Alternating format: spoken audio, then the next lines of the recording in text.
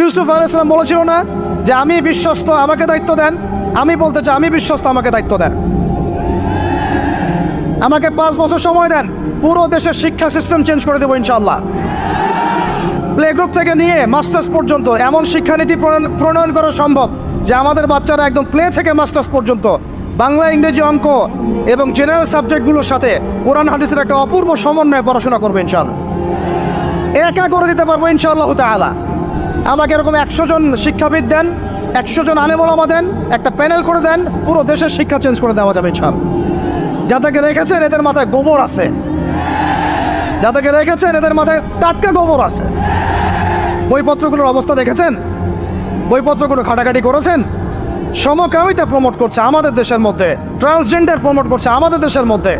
আমাদের বাচ্চা কাচ্চা, কচি কাঁচা বাচ্চাদেরকে শারীরিক শিক্ষার নামে যৌন শিক্ষা দিচ্ছে।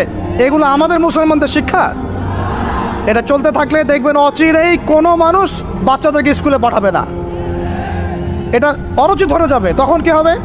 কোটি কোটি স্কুল, কলেজ, বিশ্ববিদ্যালয় খা খা করে পড়ে থাকবে, কেউ পাঠাবে না ওখানে। তখন মাদ্রাসার দিকে মানুষ ঝুঁকবে আরও বেশি। আমি তো দাবি জানাই উপরের লেভেল থেকে এমন একটা শিক্ষা ব্যবস্থা প্রণয়ন করা হোক যাতে আমার মাদ্রাসা গড়ার প্রয়োজনই না হয়। ওই সিস্টেম রাষ্ট্রীয়ভাবেই পড়ানো হবে ইনশাআল্লাহ। আপনি মালয়েশিয়ার দিকে তাকিয়ে দেখেন, আপনি এই যে ওয়েস্টার্ন কান্ট্রির মধ্যে অনেক কান্ট্রি আছে, অস্ট্রেলিয়ার মতো জায়গাতে আছে, ব্রিটেনের মতো জায়গাতে আছে, কোনো কোনো ক্ষেত্রে আপনি লেবাননকে দেখেন, ইয়েমেনকে দেখেন, জর্ডানকে দেখেন, কাতারকে দেখেন, সৌদি আরবিয়াকে দেখেন, অনেক কান্ট্রি আছে। ভালো কাজের তো প্রশংসা করতে দোষ নাই, দোষ আছে? এমনকি অনেক পশ্চিমা কান্ট্রিতেও একদম উপর লেভেল থেকে ইসলামিক সিলেবাস প্রণয়ন করা হয়েছে। তার মানে এমন না যে তারা সায়েন্সকে গুরুত্ব দেয় নাই, ম্যাথকে গুরুত্ব দেয় নাই, ফিজিক্স পড়ায় নাই, অ্যাস্ট্রোফিজিক্স পড়ায় নাই, ইকোনমিক্স পড়ায় নাই, বিষয়টা এমন না। তারা ফিলোসফি পর্যন্ত পড়িয়েছে। ঘাটাঘাটি করেন, অনলাইনে সব মজুদ আছে। এমন শিক্ষানীতি প্রণয়ন করা সম্ভব একদম প্লে থেকে নিয়ে মাস্টার্স পর্যন্ত। আমার ছেলে ইমামতিও করবে, এদিকে বিমানও উড়াবে ইনশাআল্লাহ।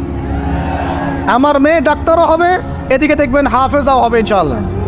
একজন মুফতি সাহেব, তিনি ফতোয়াও দিবেন, একই সাথে বিশ্ব অর্থনীতির সম্পর্ক জানবেন ইনশাআল্লাহ।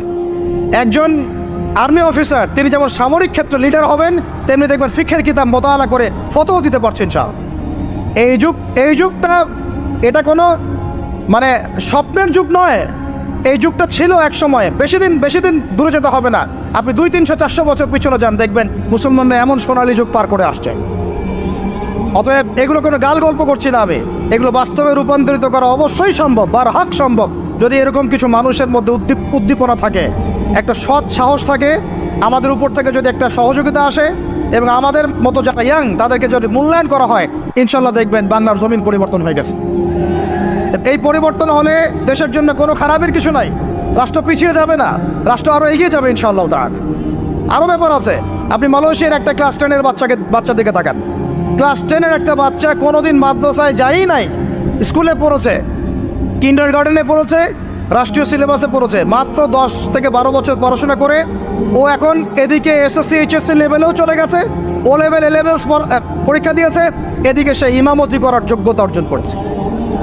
এখন আমাকে বলেন ওই রাষ্ট্রটা কি পিছিয়ে গেছে?